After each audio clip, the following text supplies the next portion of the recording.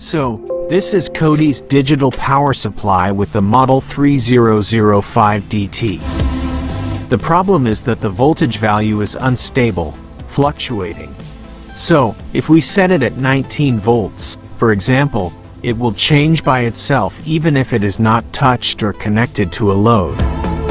Well, the solution to this problem is to replace this potentiometer. We replace it with the same value, which is 100K.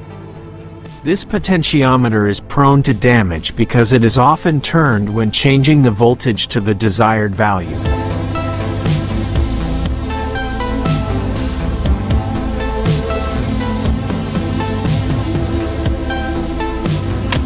Therefore, after we replace the potentiometer, the voltage value is stable, it does not change anymore.